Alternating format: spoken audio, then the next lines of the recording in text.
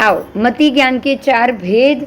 पहला है अवग्रह, इंद्रिय और मन के माध्यम से। देखिए यहाँ भी कौन सी 2 चीज आ रही है? इंद्रिय और मन। ध्यान दीजिएगा, मन और इंद्रिय के बगैर बुद्धि उत्पन्न होगी नहीं, और मन अशुभ होगा तो ही अहंकार आएगा। मन शुद्ध होगा तो अहंकार भी नहीं आएगा। समझ में आ रहा है? हाँ। अहंकार का अर्थ ही हो गए 4 प्रकार के कषाय। अहंकार का मतलब क्या हुआ? 4 प्रकार के कषाय। 4 प्रकार के कषाय। अगर हम 4 प्रकार के कषाय करें, क्रोध करें, तो बिना अहंकार तो आप क्रोध कर नहीं पाओगे। नहीं। हाँ, अहंकार होगा तो ही किसी के ऊपर हम क्रोध करेंगे ना, बाकी थोड़ी सबके ऊपर थोड़ी ऐसे क्रोध करते रहेंगे। बोलो, जब कुछ हम ज्यादा जानते हैं ये सोचेंगे तो ही क्रोध आएगा ना। हाँ। नॉर्मली हम भी ये सोचे कि नहीं हमको कुछ नहीं आता है, हम भी नॉर्मल इंसान है, तो आपको क्रोध नहीं आएगा, राइट? ऐसे ही मान, माया, लोभ, 4 कषाय का कारण ही तो अहंकार हुआ। हाँ। अहंकार ही मान देगा। अहंकार के कारण ही आप माया करोगे, किसी को पछाड़ोगे, किसी से जीतोगे, किसी से हारोगे। तो ये सब करने का मेन कारण तो अहंकार ही है। तो अहंकार से ही 4 प्रकार के कषाय बंद जीव के ऊपर होते हैं। तो अवग्रह का अर्थ ये हुआ कि मन और इंद्रिय के माध्यम से योग्य स्थान में रहे हुए पदार्थों को अत्यंत सामान्य बोध प्राप्त हो जाए, उसको अवग्रह कहेंगे। फिर से बोल रही हूँ, इंद्रिय और मन के माध्यम से योग्य स्थान में रहे पदार्थ का बोध।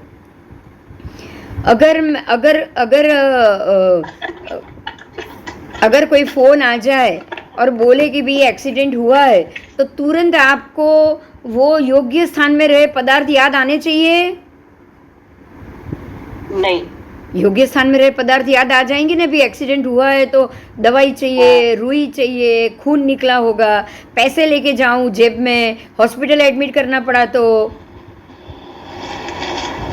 आप क्या सोच के जाओगे? अगर फोन आए कि भाई आपके घर में से किसी का एक्सीडेंट हुआ है, तो आप क्या सोचोगे? तुरंत उसी पल क्या सोचोगे? क्या सोचोगे? सबसे पहले पैसे लेकर जाओ, उससे पहले फोन लेकर जाओ, 4 लोगों को फोन करो, और फैमिली डॉक्टर को पहले फोन करो, और जैसे ही मालूम पड़े कि एक्सीडेंट हुआ है, खून निकल रहा है, स्टिचेस लेना पड़ेगा, तो सीधे हॉस्पिटल का कांटेक्ट डॉक्टर को बोल के करा लो कि भाई वहाँ बेड बुक करो, मैं पेशेंट लेकर आ रही हूँ, ताकि उसको ट्रीटमेंट में कोई प्रॉब्लम ना आए, फास्ट से फास्ट ट्रीटमेंट हो। तो इसको क्या कहा जाएगा? आपने अपनी इंद्रियों और मन के माध्यम से क्या प्लान किया? बोलो, क्या आपने क्या प्लान किया? योग्य स्थान में रहे पदार्थों का आदान प्रदान क्या किया? योग्य स्थान में रहे पदार्थों का संशोधन किया ना। हाँ। कि भाई इसके लिए योग्य स्थान क्या है? एक्सीडेंट की बात सुनी, अब योग्य स्थान क्या है उसके लिए? हॉस्पिटल। जो हो गया है वो हो गया है, लेकिन अब मुझे क्या करना पड़ेगा? हॉस्पिटल में जाना पड़ेगा। अचानक आप सब्जी बना रहे हो और 1 चम्मच भर के नमक गिर गया। अब नमक गिर गया, अब क्या करोगे? इसको सुधारने की कोशिश करोगे। अगर कुछ अंदर ज्यादा हुए, सीधे आप 1 गिलास पानी डाल दो, और पानी को, सब्जी को हिला के सारा पानी फेंक दो। पानी फेंक दो और सब्जी को छान के ले लो। वापस नॉर्मल हो गया कि नहीं? समझ में आ रहा है? तो योग्य स्थान क्या हुआ? पानी डालना, पानी, उसको सुधारना, पानी डाल के सुधारना। या तो उतने 1 चम्मच जितने नमक जितनी और सब्जी ऐड करो, या कुछ तो हाँ, या फिर वो नमक को उसमें से, मसाले में से नमक को बाहर निकालो। अब सब नमक निकाल दो ना पानी डाल के। हाँ। सारा मसाला बाहर निकल गया, अब उसमें वापस मसाला कर लो, आपका सब्जी नॉर्मल हो जाएगा। तो ये आपने क्या सोच के किया? ज्यादा हो गया नमक, ज्यादा हो गया। योग्य स्थान को सोच के किया, आपको यही बोलना है। योग्य स्थान सोच लिया कि अब इसका मैं योग्य रूप से कैसे इसको मैं योग्य बना सकूं. बराबर. इसको मुझे सामान्य અને પારિણામિક બુદ્ધિ હોય તો જ આ થાય ને બધું. ના, આ અવગ્રહ હોય તો થાય. અચ્છા. પારિણામિક બુદ્ધિ તો એક્સપિરિયન્સની વાત છે. આ તો પહેલો જ એક્સપિરિયન્સ છે તમારો. This is your first time. તમે આવું કંઈ 10 વાર મીઠું નાખ્યું એવું તો બનવાનું નથી. ફર્સ્ટ એક્સપિરિયન્સ હોય તો તમે ખાલી અને આવો વિચારો. વિચાર આવવો હોય, પારિણામિક બુદ્ધિ હોય તો ના આવે? ના ના ના ના. પારિણામિક તો અનુભવો પછી પારિણામિકથી પણ આવે, પણ સાવ નવું હોય ને કેવી રીતે આવે? માન 10 જ વર્ષનો છોકરો છે, શું કરશે? ચાલ. ના, તમે જેમ કહો છો ને એવું તો મને આ સબ્જી ધોઈ નાખવાની ને એવું બધું તો મને એમનેમ જ આવડે છે, કોઈ શીખડાવ્યું નથી. હા, પણ એ કદાચ અનુભવે, પણ માની લે કે આજ અત્યારે 12 વર્ષની છોકરી કરે તો એ પારિણામિક નથી. રાઈટ? એ પારિણામિક નથી. 12 વર્ષની છોકરી, 15 વર્ષની છોકરી, 12 જ વર્ષની છોકરી સીધું ફોન કરીને આને ફોન કરે કે એક્સિડન્ટ થયો છે, અહીંયા છે, તમે જલ્દી પહોંચો. આને ફોન કરીને કે એક્સિડન્ટ થયો, જલ્દી પહોંચો. 12 વર્ષની છોકરી તો સરપ્રાઈઝ છે ને આપણા માટે, કે જો એનામાં કેટલી અક્કલ છે. આપણે શું બોલીએ છીએ? બોલીએ છીએ કે નહીં? હા, આપણે એમ કહીએ છીએ કે ઉંમર મોટી છે અને ઉંમર નાની છે, પણ એનામાં બુદ્ધિ બહુ છે. આપણે બોલીએ છીએ ને. તે કઈ બુદ્ધિ? अवग्रह. अवग्रह નો अर्थ શું समझो? अवग्रह का अर्थ है मेरे आसपास का, जो मेरे आसपास की सारी चीजों को मैं कैसे संभालूं. कैसे परमात्मा कह रहे कि हमारे आपके हर एक व्यक्ति को ये देखना चाहिए कि उसके अवग्रह में किसी को कोई पीड़ा ना हो. आपको सबसे पहले आपके अवग्रह में किसी भी जीव को पीड़ा नहीं देनी. समझ में આવ્યું? हाँ, किसी भी जीव की, प्राणों की हिंसा हो रही हो तो उसको बचाना है. तो अवग्रह में आपको आपके अवग्रह में किसी भी जीव को पीड़ा प्राप्त होने से बचाना है. अवग्रह का मतलब ये होता है कि जहां तक मेरी पहुंच है. राइट? जहां तक मेरी पहुंच है, जहां तक मैं काम कर सकती हूँ, है ना? जहां तक मेरी पहुंच है, जहां तक मैं मेरा काम करके चीज़ों को पॉजिटिव कर सकूँ, वहाँ मुझे करनी चाहिए. फिर मैं ये बोल दूँ कि नहीं, ये मेरी जिम्मेदारी नहीं है, वो नहीं चलेगा. समझ में आ रहा है? आ रहा है? हाँ, आपके रहते हुए आपके आसपास में कोई भी व्यक्ति दुखी नहीं होनी चाहिए. ये बात हमेशा याद रखना. इसको ही अवग्रह कहा जाता है कि आपकी हाजिरी में आपके आसपास कोई भी जीव को दुख या पीड़ा नहीं होनी चाहिए. इसीलिए सामने से चले जाओ. अगर आप सामने से गए ना किसी की पीड़ा कम करने के लिए, तो कोई दोष नहीं है. देखिए, आदेश्वर भगवान सामने से गए थे ना, वो बैलों को मार रहा था, घास खा रहे थे, तो कि भाई इसका मुंह बांध दे ऐसे नेतर का बना के, बांस की पट्टी से. सामने से गए थे ना. सामने से गए, वो दोष नहीं था. दोष कब था? समय पे नहीं खुला, वो दोष था. समझ में आ रहा है? हाँ. उनका जानवरों का मुंह समय पे खुलने के लिए बोलना भूल गए, तो भूल गए उसकी गलती हुई है. उनको मुंह पे बांधने की गलती नहीं मिली है. बांधने की सजा मिली थी, बताओ.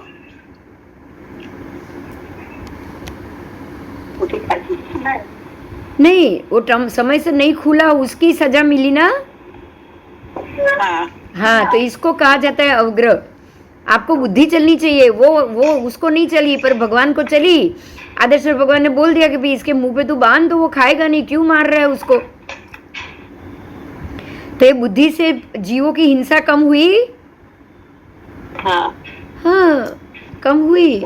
इसको कहा जाता है अवग्रह कि भाई मैं जहाँ हूँ, मेरे आसपास कोई जीव दुखी हो रहा होगा तो मुझे उसको सामने से रास्ता बताना चाहिए, मुझे उसको सामने से बचाना चाहिए. अब ये श्रोतेंद्रिय और शब्द के पुद्गलों का संयोग होने से आपको कुछ सुनाई देता है, बराबर? बराबर। मान लो कि आपको श्रोतेंद्रिय और शब्दों के पुद्गल के संयोग हुआ, एक बिल्ली रो रही है तो उसके रोने की आवाज से आपके श्रोतेंद्रिय और उसके रोने के शब्द दोनों के संयोग होने से आपने फील किया कि ये बिल्ली कहीं रो रही है।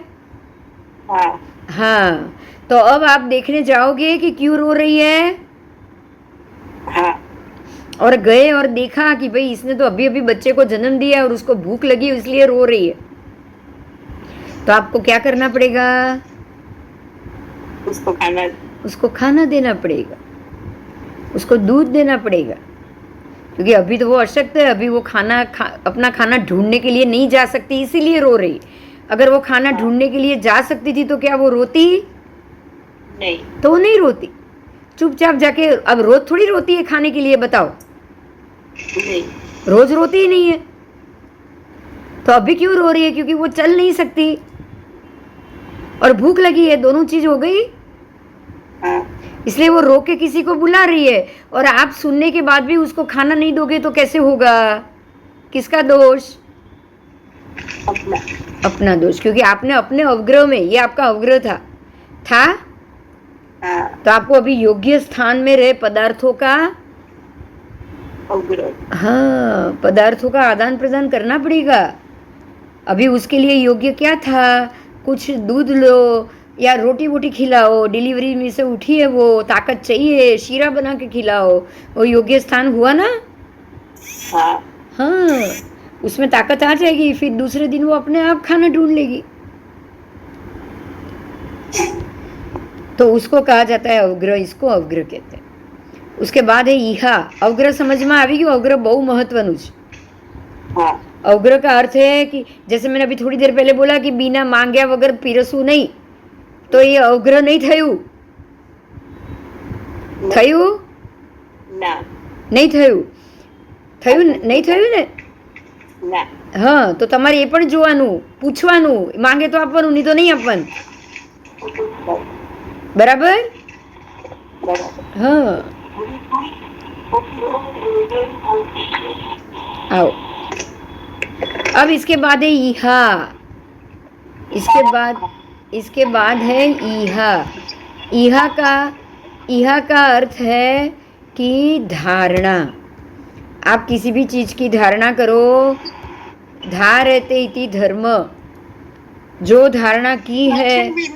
हाँ, અવગ્રહ એ મને હવે પૂરું બરોબર સમજાયું કે મારા સારના અવગ્રહમાં એટલે આપણી આજુબાજુમાં એમ અમુક એવું મારા સાહેબ 3.5 હાથના અવગ્રહમાં કોઈ પણ સ્ત્રીને બેસવા ના દે.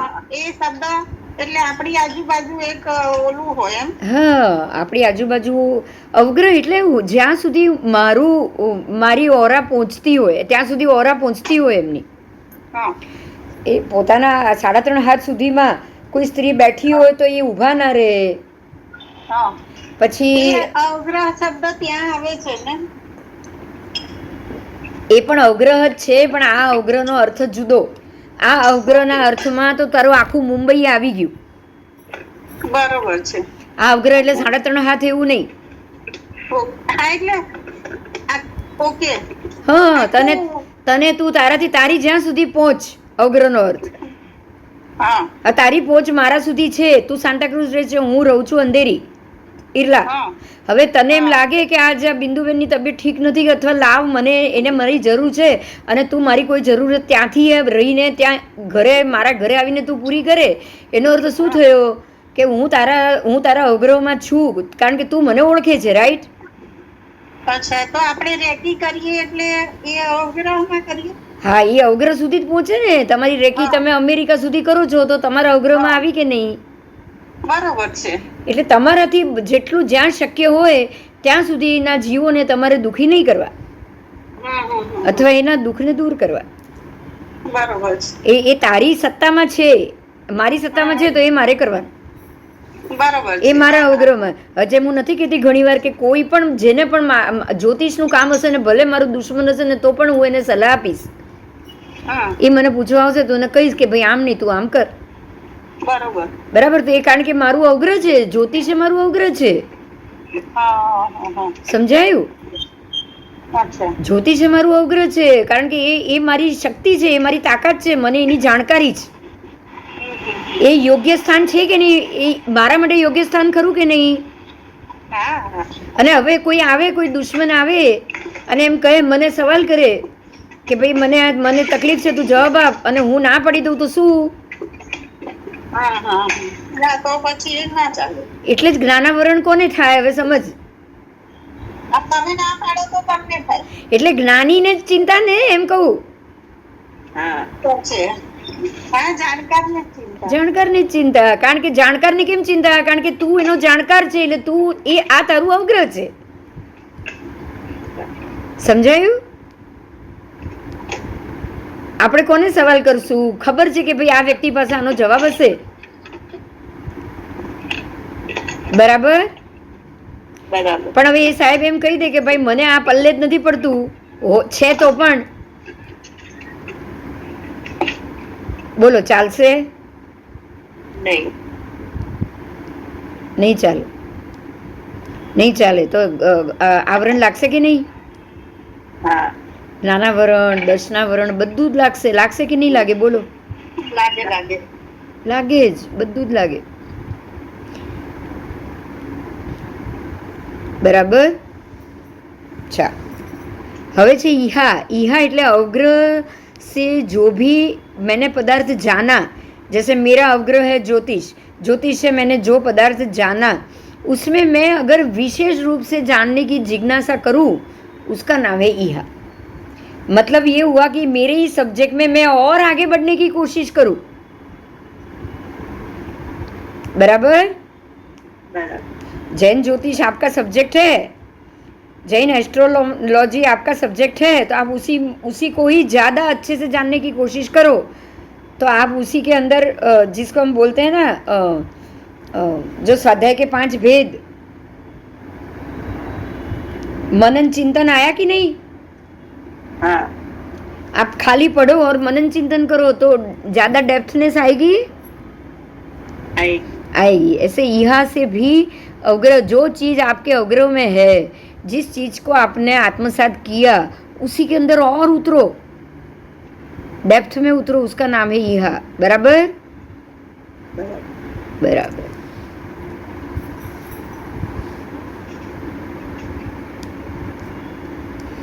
उसके बाद है अवाय. अवाय या अपाय. अपाय या अवाय का मतलब है कि अब आपने यहाँ से जो जाना और जाना, पहले थोड़ा जाना अवग्रह से. अवग्रह पहले वो सब्जेक्ट को आपने, मैंने ज्योतिष को मेरा विषय बनाया, और ज्योतिष में आकर मैंने जैन ज्योतिष के मामले में और जाना, आगम पढ़ के और जाना. हाँ. अब वो और जानने के बाद अब निश्चयात्मक बोध हुआ मुझे कि नहीं ऐसे ही तिथि होती है. समझ में आ रहा है? एक कैलकुलेशन का निश्चयात्मक बोध अगर मुझे हो गया तो मैंने ये जैन ज्योतिष में तिथि का पंचांग बना दिया. बोध हुआ तो बनाया. हाँ. बोध नहीं होता तो क्या मैं बना पाती थी? नहीं. तो इसका नाम है अवाय. क्या नाम है? अवाय. कि भाई अवाय, अवाय अथवा अपाय. ओके. अपाय भी बोलते हैं, बहुत जगह आपको अपाय शब्द भी मिलेगा. हाँ. जैसे उवांग और उपांग दोनों आता है ना. हाँ. तो अवाय वो प्राकृत शब्द है. अपाय मतलब ये है कि मुझे जो चीज़, मेरा जो अवग्रह था, मेरा ये सब्जेक्ट था, उसके अंदर मैं और डेप्थ में गई, और डेप्थ में जाने के बाद मैंने एक विशिष्ट निश्चयात्मक, यहाँ निश्चय आएगा, यहाँ व्यवहार नहीं है. ये व्यवहार पहले था कि नहीं मुझे ये सीखना है, मुझे इसमें उतरना है, मुझे एस्ट्रोलॉजी में, जैन कॉस्मोलॉजी में उतरना है. पर अब मैं कॉस्मोलॉजी से ये तय करूँ कि भाई तिथि ऐसे बन रही है, पंचांग ऐसे बनेगा, पूनम ऐसे होगी, पूनम इसी नक्षत्र में होगी, अमास इसी नक्षत्र में होगी, तो ये स्पेशलाइजेशन हो गया. हो गया. तो उसका नाम है अवाय. और अब चौथी बात, अब ये आपने अवाय से और वो सबसे मैंने एक निश्चित रूप से पंचांग को एस्टैब्लिश किया, लिखा, बनाया, सबको दिया, राइट। राइट। तो अब मैंने ये बनाया है और निश्चित किए हुए जो मैंने बोध को निश्चित किया, एक पंचांग तिथि और उसकी गणना को निश्चित किया, उसको मैं कालांतर तक धारण करके रखूं, लंबे समय तक मैं उसको धारण करके रखूं, मेरे ये जन्म में मरने तक तो मैं उसको धारण करके रखूं, मतलब मैं एकदम अत्यंत दृढ़ निश्चय बन जाऊं इसके लिए। हाँ। बराबर। और मैं ये ध्यान भी रखूं कि बाद में ये विस्मरण नहीं होना चाहिए, इसके लिए मैं रोज याद रखूं। पता है 14 पूर्वी का रोज पाठ करना पड़ता था 14 पूर्वी को, नहीं तो भूल जाए। आज देखो मुझे नहीं याद है, 5 प्रतिक्रमण तक याद नहीं, मैंने पढ़ा है कर्म ग्रंथ तक, 6ठे कर्म ग्रंथ तक, मगर ये विषय में ऐसे उतरी ना, ये विषय नहीं भूल रही हूँ, इसलिए वो याद नहीं रह रहा। बराबर। ये विषय नहीं भूल सकती मैं अभी। ज्योतिष क्या मुझे भूलना चाहिए? सूर्य प्रज्ञप्ति भूलना चाहिए? नहीं। भूलूंगी तो धारणा में मजबूत होंगी कैसे, बताओ। बराबर। तो जो आपने अवग्रह इहा अव्यय करके एक विषय नक्की किया, वो विषय को आप एक योग्य स्थान पर ले गए, वो विषय को आपने आत्मसात किया और निश्चयात्मक बोध लेकर आपने उसके लिए कुछ चीजें रेडी की, जैसे कि पंचांग आदि मैंने रेडी किया। अब मैं उसको भूल जाऊंगी, चलेगा नहीं। मुझे उसका सतत अभ्यास करना पड़ेगा। क्या करना पड़ेगा? सतत अभ्यास करना, कि मैं कालांतर में इसको भूल ना जाऊं। तो अब मैं क्या कर रही हूँ पता है? मैं अपने वीर्य को बरकरार रख रही हूँ। क्या कर रही हूँ? बराबर। अपनी शक्तियों को मजबूत रख रही हूँ। बोलो। उसके लिए रोज पंचांग पे दृष्टि डालना, रोज सूर्य प्रज्ञप्ति को देखते रहना, चंद्र प्रज्ञप्ति को पढ़ते रहना। समझ में आ रहा है? हाँ। बाकी के आगमों के पाठ करते रहना, ताकि मैं अपनी धारणाओं को भूलूं ही नहीं। मैं क्या कर रही हूँ? वीर्य का स्फुरण कर रही हूँ या वीर्य का अंतराय दे रही हूँ? स्फुरण कर रहे हैं। स्फुरण कर रही हूँ, उसको बढ़ा रही हूँ, वीर्य को बढ़ा रही हूँ। अब वीर्य को, शक्ति को बढ़ाऊंगी, बार बार याद करूंगी, पढ़ूंगी, पढ़ाऊंगी, अपने आप वीर्यांतराय देना हो जाएगा। बोलो। वीर्यांतराय का क्षय होगा कि नहीं? हाँ। किसका क्षय होगा? वीर्यांतराय का। वीर्यांतराय का क्षय अथवा क्षयोपशम। बराबर। क्षय उसी को बोलेंगे जो वापस चढ़े नहीं, पर थोड़ा थोड़ा क्षय होगा तो क्षयोपशम। तो वीर्यांतराय कर्म के क्षयोपशम। इससे क्या होगा पता है आपको? ये जन्म में पंचांग के लिए इतनी मेहनत की, तो अगले जन्म में क्या कर सकूंगी? ज्यादा। जो काम ये जन्म में छूट गया उसको पूरा करूंगी। हाँ। नाग केतु को अट्ठम नहीं हुआ, उसने क्या किया? दूसरे जन्म में जन्म लेते ही अट्ठम किया। हाँ, जन्म लेते हुआ बच्चा 3 दिन तक दूध पानी कुछ नहीं लेता है। सोचो। तो ये उसके धारणा में पड़ा था। हाँ। अब समझ में आ रहा है ये अवग्रह यह अवाय धारणा कितना इम्पोर्टेंट है। हाँ। और ये कहाँ इकट्ठा होगा? मति। मति यानी बुद्धि। मति यानी बुद्धि। अब समझ में आ रहा है? आपकी बुद्धि, औत्पाती की बुद्धि, उसके बाद वो 4 बुद्धि, औत्पाती की, वैनयिकी, कार्मिकी और पारिणामिकी, और उसके ऊपर और 4 मति ज्ञान की बुद्धि। अवग्रह यह अवाय धारणा, तो ऐसे 8 प्रकार की बुद्धि हो गई। हाँ। अवग्रह आदि 4, औत्पाती की 5 और उत्थान आदि 5। उत्थान करने वाली, आपको अंदर से शुभ कर्म का उत्थान करना है, वीर्य का उत्थान करना है। वीर्यांतराय का मतलब क्या होगा? बोलो। वीर्य का उत्थान, और वो 5 प्रकार से होता है ना। वीर्यांतराय कितने प्रकार का है? 5। 5 प्रकार का वीर्यांतराय। दानांतराय, लोभांतराय, फिर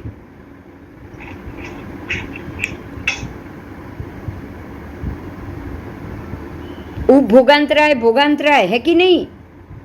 हाँ। और अंतिम वाला भोगांतराय, उपभोगांतराय, दानांतराय, लोभांतराय,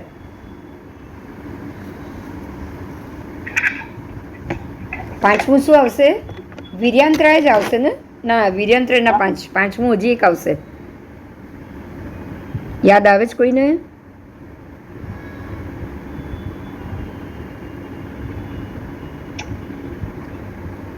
ચાલો પછી જોઈશું. तो औत्पत्ति की आदि 4 बुद्धि, 4 अवग्रह, 5 उत्थान, इस प्रकार से आत्मा परिणाम रूप और अमूर्त होने से वर्णादि से रहित है. आत्मा तो है ना, आत्म परिणाम रूप हो गई या उत्पत्ति की बुद्धि आदि 4 बुद्धि है, बुद्धि के मामले में बोला है. इससे किसका परिणाम मिला? आत्म परिणाम या पुद्गल परिणाम? आत्मा परिणाम. आत्म परिणाम क्यों? पुद्गल परिणाम क्यों नहीं? पुद्गल तो है नहीं. है ही नहीं. बहुत अच्छा. पुद्गल तो है ही नहीं. वर्ण गंध रस स्पर्श तो है ही कहाँ, तो पुद्गल परिणाम मिलेगा. मजा આવી ગઈ? બહુ ફાઇન હતું. चलो आगे जाओ. हाँ,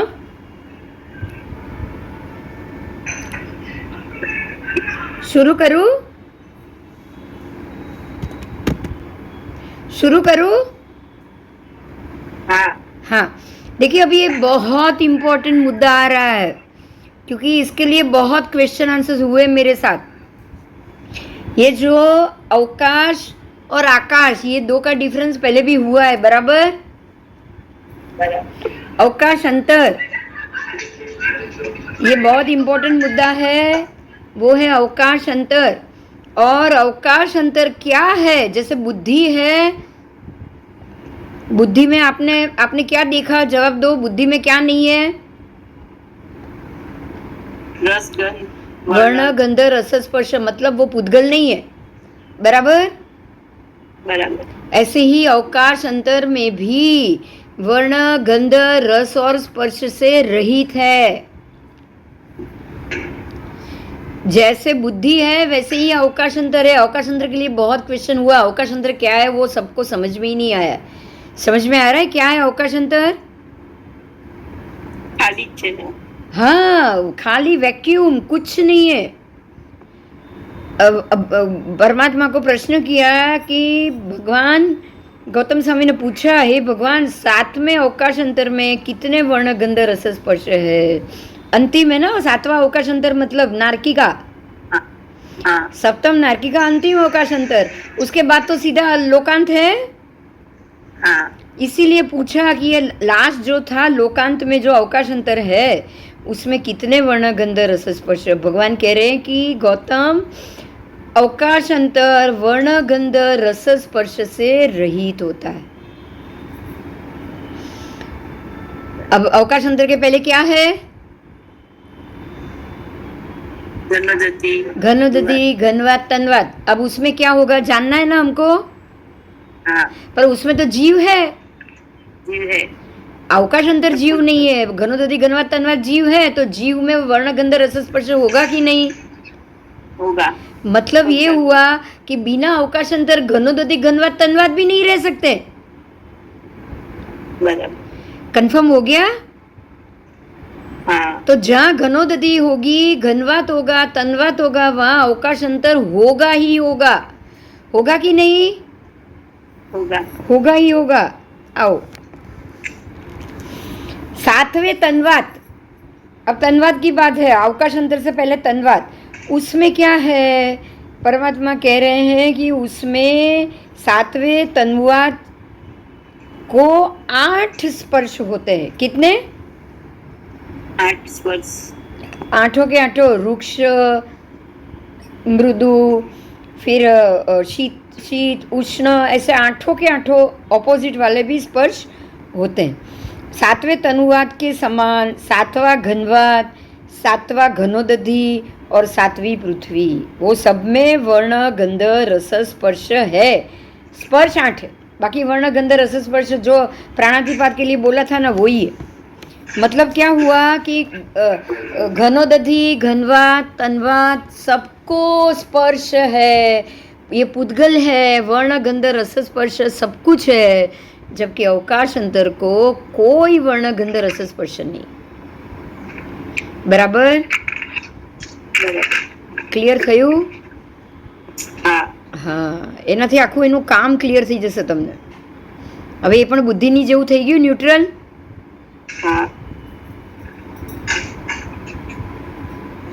ऐसे ही छठा, अब छठा अवकाश अंतर, सातवां छोड़ दिया, अब छठा, तो वो भी वर्णादि रहित, और छठा घनवात, तन्वात, छठी पृथ्वी, सब में स्पर्श 8 और वर्ण गंध रस स्पर्श भी बाकी सब। हाँ, इसी प्रकार से पहली पृथ्वी तक, रत्न प्रभा नारकी तक आपको ये सब समझना है, वर्ण गंध रस स्पर्श सब। बराबर? बहुत बड़ा मुद्दा है ये। और उसमें किसी में भी आपको अवकाश अंतर में कुछ नहीं है, ना वर्ण, ना गंध, ना रस, ना स्पर्श। अब इसके बाद आओ, इसके बाद यहाँ लिखा है कि जम्बू द्वीप से लेके स्वयंभू रमण समुद्र तक और ऊपर सौधर्म कल्प। आप ये सोचो, जम्बू द्वीप से लेके स्वयंभू रमण समुद्र तक और सौधर्म कल्प से लेके ईशद प्रागभर पृथ्वी तक, नारकी के वास, वैमानिक वास, ये सब 8 स्पर्श वाले हैं। मतलब सब में वर्ण गंध रस स्पर्श है। बराबर? बराबर। अवकाश अंतर को छोड़ दो, बाकी सब में वर्ण गंध रस स्पर्श। अब आपको ये समझना है कि क्या ये सारी पृथ्वी वर्ण घनवात, तन्वात, तनोदधि और अवकाश अंतर, ये 4 के बगैर रह सकती है क्या? बताओ। नहीं। तो अब ये समझ में आ रहा है, आपका पूरा लोक बाहर से अवकाश अंतर से घिरा हुआ है। हाँ। और उसके बाद आपको अंदर घनोदधि, घनवात, तन्वात सब मिलेंगे, फिर एंट्री मिलेगी पृथ्वी में। बराबर? बराबर।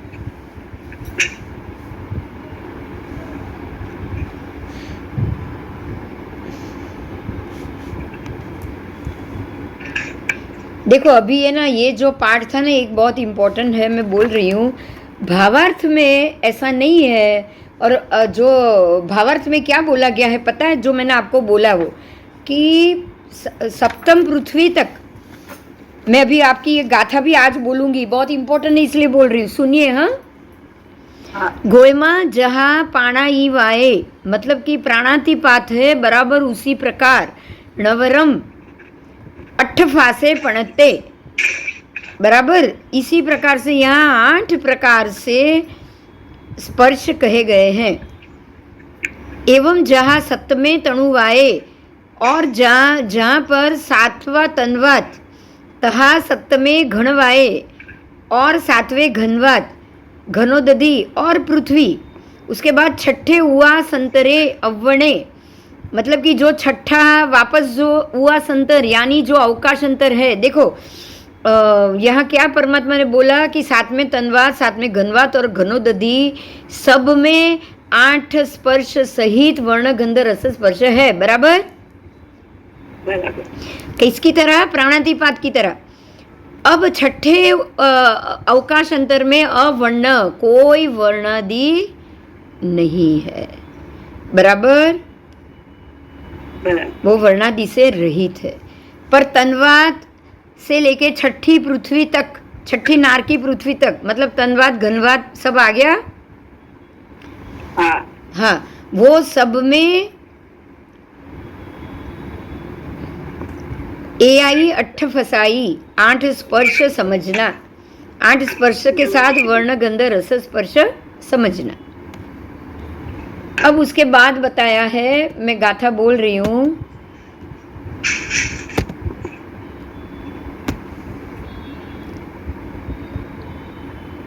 एवं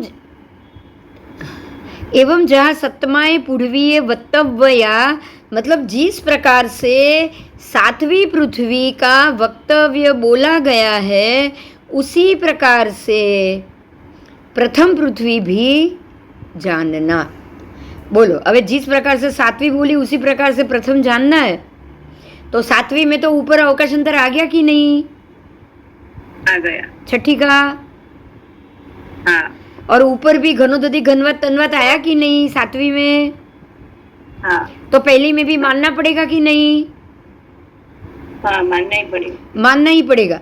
और जम्बू द्वीप दीवे जाव स्वयंभू रमण समुद्र तक, जम्बू द्वीप से लेकर स्वयंभू रमण समुद्र तक साइड में भी है, सातवीं पृथ्वी की तरह ही समझना है। मतलब तो ये हो गया कि हमारा जम्बू द्वीप जो मेरू पर्वत है ना, उसके बाद भी ये घनोदधि घनवात तनवात अवकाश अंतर है और है। बराबर? बराबर। क्योंकि नीचे तो ऑटोमेटिक रत्न प्रभा का अवकाश अंतर है ही। हाँ नीचे तो मैं बोल ही रही हूं ना कि आधा योजन तक अवकाश अंतर है। और ये नीचे से ऊपर में भी कोटिंग होगा कि नहीं? होगा। यहाँ बोला गया है कि जम्बू द्वीप से लेके स्वयंभू रमण समुद्र तक, सोहम में कप्पे मतलब सौधर्म देवलोक तक से लेकर ईशत प्रागभारा पृथ्वी तक, समझिएगा, जम्बू से लेके स्वयंभू रमण, मतलब कि ये रज्जु में भी देखिए, फिर से कह रही हूँ, सुनो, सातवीं नरक पृथ्वी में सबसे नीचे अवकाशांतर, उसके बाद घनोदधि घनवात तनवात, उसके बाद छठी पृथ्वी का अवकाशांतर। तो ये जो सेटिंग है ना, पूरा दो अवकाशांतर के बीच में घनोदधि घनवात तनवात और पृथ्वी सातवीं, इसी प्रकार से जम्बू द्वीप से लेकर स्वयंभू रमण समुद्र तक भी समझना है। मतलब क्या हुआ कि इसी प्रकार से जम्बू द्वीप से लेके स्वयंभू रमण समुद्र तक भी हम अवकाशांतर घनोदधि घनवात तनवात से ही घिरे हुए हैं। ये पाठ कह रहा है, पाठ। नहीं तो क्या यहाँ जम्बू द्वीप से स्वयंभू रमण समुद्र तक बोल लिखने की जरूरत थी? बताओ। नहीं। जम्बू द्वीप से लेकर स्वयंभू रमण समुद्र तक और सौधर्म से लेकर ऊपर ईशत प्रागभारा पृथ्वी तक नारकी वास नरका वासनी जेमज વૈમાનિક વાસ ઈયાણી સવ્વાણી અઠ ફાસાણી, આ બધા 8 સ્પર્શ સહિત છે। બોલો,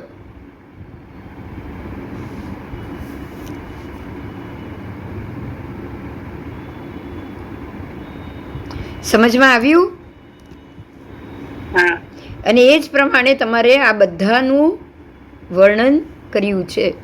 मतलब आपको सभी पृथ्वी को, नरक पृथ्वी की जो सातवें अवकाशांतर, सातवें घनोदधि, सातवें घनवात, सातवें तनवात और ऊपर छठी नारकी का भी अवकाशांतर बराबर इसी तरह, छठे में भी नीचे अवकाशांतर, तो आपको बराबर इसी तरह से ही संपूर्ण 14 राजलोक में समझना है। जहाँ जहाँ पृथ्वी है वहाँ वहाँ।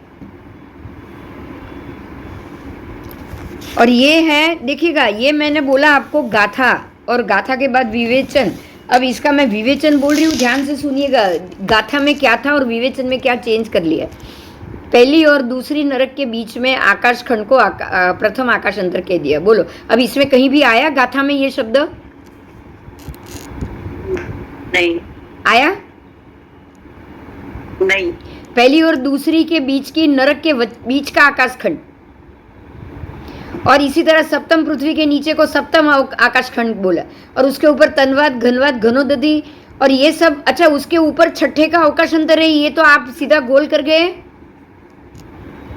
हाँ गोल कर गए ना। सातवीं नरक पृथ्वी कैसी है? ऊपर छठे का अवकाश अंतर, पूरा कोटिंग, और नीचे उसका अवकाश अंतर। तो पूरा अवकाश अंतर का कोटिंग हुआ कि नहीं अपने आप? हुआ।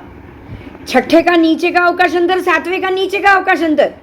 अब पूरा अवकाश अंतर के अंदर, अब इसके अंदर सातवें की घनोदधि हुई, घनवात हुआ, तनवात हुआ, और वो भी ऊपर नीचे सब जगह। हाँ। ऊपर भी अलग माप, नीचे भी अलग माप, साइड में भी अलग माप। तो जैसे सातवीं पृथ्वी है पूरे घनोदधि घनवात तन्वात और 12 अवकाश अंतर से घिरी हुई, ऐसे ही पूरे के पूरे लोक को मानो तो क्यों नहीं मानना है? बोलो।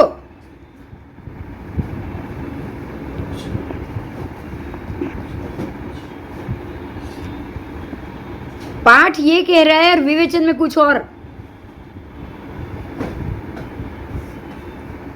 समझ में आ रहा है?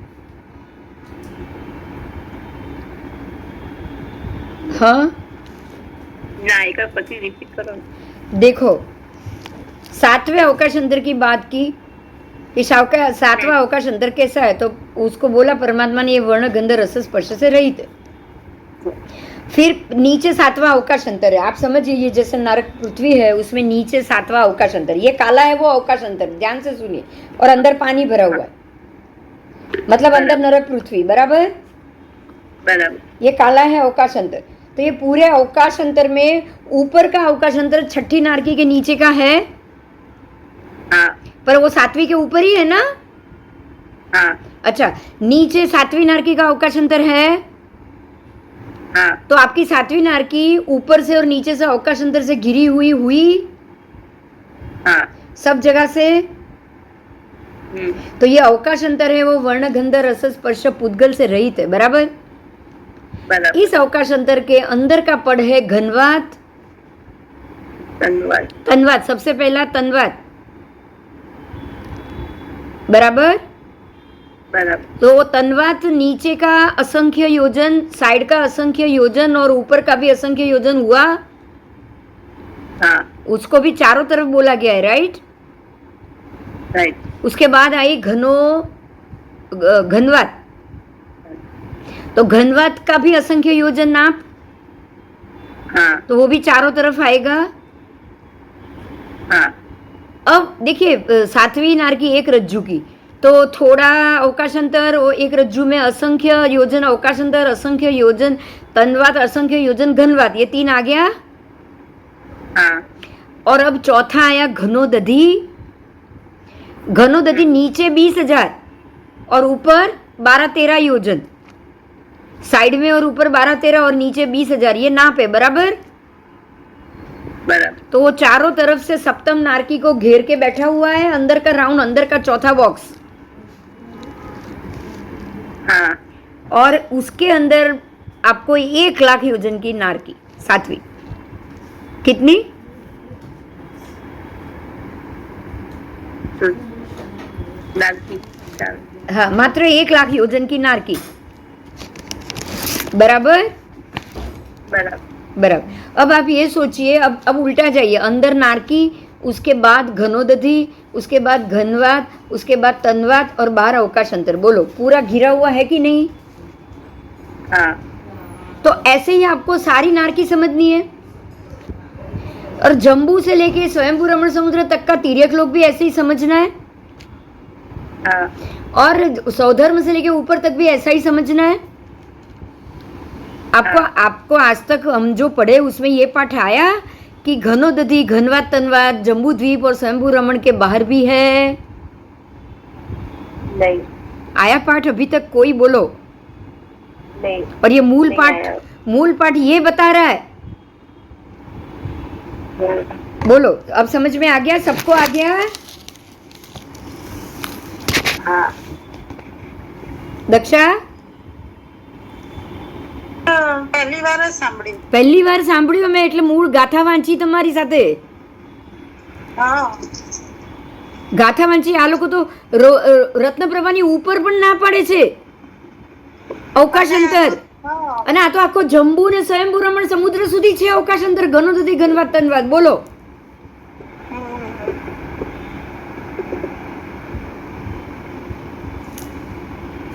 બોલો, હવે સાહેબોને આ પાઠ આપીએ તો શું થાય? બધા જ નારકીના આવાસ, વૈમાનિક આવાસ, એયાણી, સવ્વાણી, એ બધું જ 8 સ્પર્શ સહિત છે. એ સર્વમાં 8 સ્પર્શ છે. વિચારો.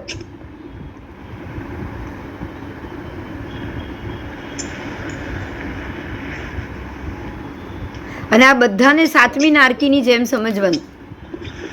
जम्बू द्वीप से लेके स्वयंभू रमण समुद्रे जम्बू दीवे दीवे जाव स्वयंभू रमणे समुद्रे सोहम में कप्पे सौधर्म कल्प से लेकर ईशद प्रागभरा पृथ्वी तक नारकी के आवास और वैमानिक आवास ये सब 8 સ્પર્શ સહિત છે. તો આ ઘનોદદી ઘનવાદ તનવાદ સહિત થયું કે નહીં? થયું. થયું થયું. और जहाँ सतमाए पूर्वीए વક્તવ્યા ભણ્યા જેવું સાતમી નરક પૃથ્વી માટે વક્તવ્ય કીધું એવું જ બધી જ નરક પૃથ્વી માટે કહેવાનું. જંબુદ્વીપ અને સ્વયંભૂરમણ સમુદ્ર માટે બી કહેવાનું, સૌધર્મ સે લઈને ઈશદ પ્રાગભરા પૃથ્વી સુધી પણ કહેવાનું. બોલો હવે.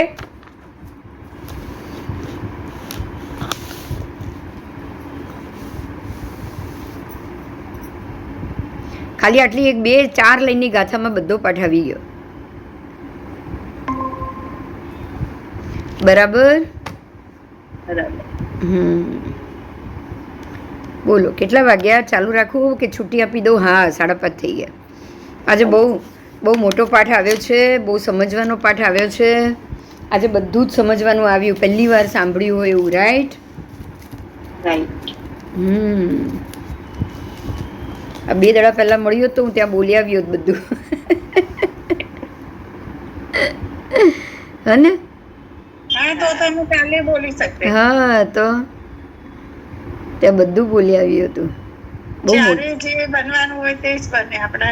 હા, એટલે બહુ મોટી વાત છે આ, એમ મારો કહેવાનો અર્થ છે. તમારે મારા સરને કહેવા થશે ને અત્યારે. હા, તો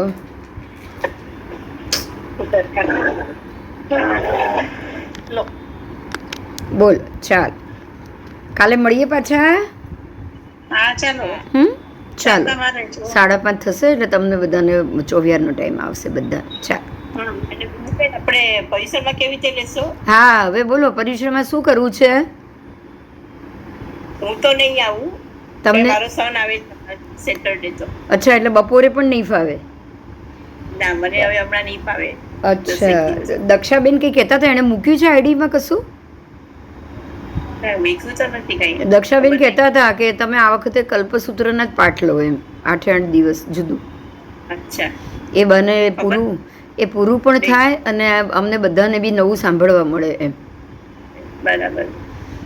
તો એટલે નવો સબ્જેક્ટ લેવાય, એ તો તમે પછી ગમે ત્યારે 8 સાંભળી શકશો ને? હા હા, એ તો આગળ પાછળ. હા હા, એ કંઈ મૂકવા નતા આમાં, એટલે આ સબ્જેક્ટ આપણે નહીં લઈએ. ઓકે. સબ્જેક્ટ તો નહીં લે, તમારો સબ્જેક્ટ તો અધૂરો નહીં રહે. રાઈટ. રાઈટ. હા, પણ હવે ટાઈમ હશે તો હું ચાલુ કરીશ. હા, એટલે ફિક્સ નહીં. એટલે માનો કે કલ્પસૂત્રના પાઠ લે તો તમને એમાં રસ ખરો? હા, રસ્તો છે મને શીખવામાં. જો કે મેં બધા સાંભળેલા બી છે. સાંભળેલા તો આપણે હોય જ બધાને, પણ હવે આમાં શું થાય, આટલું જ્ઞાન પછી આપણે ખોલીએ ને તો આપણું આખું દ્રષ્ટિકોણ જ અલગ બદલાઈ જાય બેન. બદલાઈ જાય. હા, એ તો છે. બરાબર. હવે તમે આટલું આખું ખગોળ ભૂગોળ પછી તમે એ પાઠ કરશો. બરાબર. અને પાછા એ પણ આખી હવે આપણે 5 ભગવાનના ચારિત્ર લઈશું. બરાબર. એટલે હવે એ આખો તમારો દ્રષ્ટિકોણ જ બદલાઈ જશે. બરાબર છે. તમે કયા ટાઈમે લેશો? એટલે લઈશું તો આ ટાઈમ જ લઈશું, બપોરનો જ. બહુ તો આપણે 3 વાગે 2:30 વાગે લઈ લઈએ એમ. ઓલું બી હશે ને બપોરે પાછા ગણતરવાદના ક્લાસ. હા, એટલે એ તો પછી પહેલા 5 દિવસ તો લઈ લઈએ. તો તમે કહો તો હું તો ઓર વહેલા 1:30 વાગે લઈ લઉં. બોલો. હું તમને કહું. હા, તો 1:30 થી 3 લેવાય કે 1:30 થી 2:30 ગણતરવાદ હોય ત્યારે આપણે કલાકમાં બંધ કરી દઈએ. ઓકે ઓકે, વાંધો નહીં. ગણતરવાદ 2:30 પહેલા તો ચાલુ નહીં થાય ક્યાંય. અને મારો શું છે, મારો સન તો હવે આવે છે, પણ હવે કદાચ પોષણ કરવા માટે વયો જાય તો કઈ કહેવાય નહીં. એ વયો જાય ને ઉલટાનું એ સાંભળશે ને તો એને પણ મજા આવશે તમારી જોડે બેસીને. બરાબર. એને ઉલટાની અને તમે કહેશો તો આપણે 1 વાગ્યામાં જ લઈ લઈશું. 1:15 હું એટલે બોલું કે બધાને જમવામાં બી આવીને કરો અને રસોઈ કરો ને જમતા બધાને તમારી 1:15 તો વાગી જ જાય.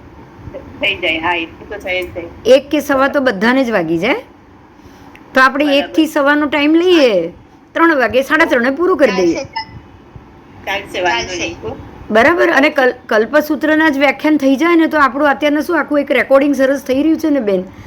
બરાબર. તો એ આખો ફાયદો બી થઈ જાય, આપણને ભણવા સાથે બી નવું જ્ઞાને મળી જાય. બરાબર. તમારા કોર્સમાં બી પડવાનું નહીં. દક્ષાની એવી ઈચ્છા હતી કે તમે આ જ લો એમ, તો વધારે સારું. 8 દિવસમાં તો પતી જશે 8 વ્યાખ્યાનો આમ તો. બરાબર. અને ઓકે, છે ઓકે, વાંધો નહીં. મારા પાસે પુસ્તકો બી છે, કલ્પસૂત્ર જ છે, એટલે આરામથી કરે. અને કલ્પસૂત્ર આપણે કરી શકીએ, કારણ કે ફોરેનમાં તો બધા શ્રાવકો જાય જ છે ને, ભણાવે જ છે. થાય છે. હા, બરાબર. એટલે એવું નથી પર્યુષણ કરાવવા બધે શ્રાવકો તો જાય છે, એટલે આપણને કોઈ દોસ્ત તો લાગવાનો નથી. બરાબર. એટલે ઈચ્છા એવી ખરી. ફાવશે બધાને? ઓકે, ઓકે, હું ટ્રાય કરીશ. હા. અને હું તમને કહી દઈશ. જે બી હું સાંભળીશ તો ખરી. હા, આ વાંધો નહીં. તમારો જવાબ કોઈ ન આવે તો ચાલે, બંધ રાખીને સાંભળવાનું. ઓકે, ઓકે, વાંધો નહીં. હા ને, ઘરમાં બધા આગળ પાછળ હોય તો દીકરો એ સાંભળશે તો ઉલટાનું એને તો બહુ મજા આવશે. હા, હા. હા, આમ શું છે, અમે લોકો બી બેન ત્યાં વ્યાખ્યાનમાં તો આટલા વર્ષો ઘણા સાંભળે, પણ કન્ટિન્યુ બેઠા હોઈએ, ઉતાવળથી ઘરે આવવું પડે, રસોઈનું હોય, આ બધા કામ આપણને માથા પર જ હોય. બરાબર. એટલે આપણે પેલું પૂરેપૂરું સાંભળી જ ન હોય. ઉલટાનું આમાં આપણે આખું પૂરેપૂરું બોલી બી શકશું, સાંભળી પણ શકશું, એવો વિચાર છે. એટલે હવે જોઈ લઈએ કેવી રીતના. બરોબર? Okay, okay. હા, તો આપણે એવો ટાઈમ રાખશું, વહેલો રાખશું થોડો, સારું. 1:15 વાગે બેસી જશું, એટલે કોઈનું વ્યાખ્યાનને ડિસ્ટર્બ ન થાય, કશું ના થાય. બરાબર. ભલે, ચાલ. જય જિનેન્દ્ર. જય જીનેન્દ્ર. તમને તો ફાવશે ને 1:15 વાગે કાશ્મીરા? મને તો ફાવશે. 1:15 વાગે લઈએ તો હા, બસ. તો આજે હું આમાં કહું છું દક્ષાને કે એ બી નક્કી કરીને એકવાર લખી કાઢે ને, તો જેને પણ આવવું હોય ને એ આવે. મને તો ફાવશે, મને વાંધો નથી. બસ બસ. તો આપણે ત્યાં સુધી આપણે ભગવતીના જ પાઠ ચલાવીએ અને એ વખતે આપણે આ લઈ લઈશું. બરાબર છે. હા, કાલે હું રેકોર્ડિંગ આ બીજું અલગ મૂક્યું છે તે 2 દિવસ મેં મારું જ મૂક્યું છે. મેં મૂક્યું છે, જો ફેસબુકના બધા વિડીયો મૂક્યા છે. એ મેં નથી જોયું. હા. ફેસબુકમાં મારે ડાઈ કરવું પડશે તારું. એટલે ત્યાંના પણ હશે અને આ પણ આપણા યુટ્યુબમાં મળી જ જશે. મેં મારા યુટ્યુબમાં તો મૂકી જ દીધા છે, આપણા રોજના આઈડીમાં. હા, પણ એમાં બધું ટુકડે ટુકડે આવ્યું છે. ટુકડે ટુકડે એટલે 4 પાર્ટ હશે. હા, 3 થી એક કાલે 2 કલાક હતા ને. પાર્ટ 1, 2 ને 3 એમ 3 પાર્ટ છે. જો એક પાર્ટ 1 કલાકનો છે, 2 પાર્ટ કંઈ અડધો કલાકના છે. જોવું પડશે. કાલે મેં જોયું, એક મેં જોયું, ભાઈ બીજા દિવસનું જોયું. પહેલા દિવસનું તો બરાબર સંભળાતું જ નહોતું. ના એ તો મેં રેકોર્ડ જ નથી કર્યું હજી પહેલા દિવસનું તો. અચ્છા. ના, પહેલા દિવસનું મેં કર્યું જ નતું ને, એટલે ખાલી બીજા દિવસનું પાર્ટ 1, પાર્ટ 2, પાર્ટ 3 હશે. પહેલા દિવસનું મને એમાં બહુ અવાજ હતો, એટલે એમાંથી અવાજવાળો કટ કરીને બાકીનો હું કરીશ, તો જ તમને સાંભળવું. તો સાંભળવું જ ન ગમે ને, અવાજ આવે તમે છોડી દો. સંભળાતું જ નહોતું, આમ બી સંભળાતું નહોતું. હા, એટલે હવે જેટલા આખામાં અવાજ આવતો હતો, અવાજ એવો જ આવતો હતો. પછી તો મેં બંધ કર્યું, સંભળાતું જ નહોતું. હા, એટલે પાછળથી આવતો હતો. એટલે જેમાં અવાજ હશે ને આખું હું સાંભળીશ, અને જેમાં અવાજ આવશે ને એટલું જ રાખીશ, તો જ લોકો સાંભળે ને, તો સાંભળે જ નહીં ને કોઈ. એવું થયું. પછી મેં બંધ એટલે છોડી દીધું. મેં કીધું સંભળાતું જ નથી, કઈ બહુ અવાજ કરે. ના, એટલે આ કાલના તું સાંભળે, કાલના તો મેં મારા અલગ જ રેકોર્ડ કર્યા છે ને. કાલના મેં સાંભળ્યા, હા, પણ એટલે 4-5 પાર્ટમાં છે જે થોડું. અરે કાલ બહુ ઇમ્પોર્ટન્ટ આખું ભરત ક્ષેત્ર સમજાવ્યું છે. મેં સમજ્યું, એ જોયું મેં, એમ જોયું, હા. મેં જોઈ લીધું. હા, હા એટલું તો મેં જોઈ લીધું બધું. હા એટલે હા ઓકે. હા. ચલ, જય જીનેન્દ્ર. જય જિનેન્દ્ર.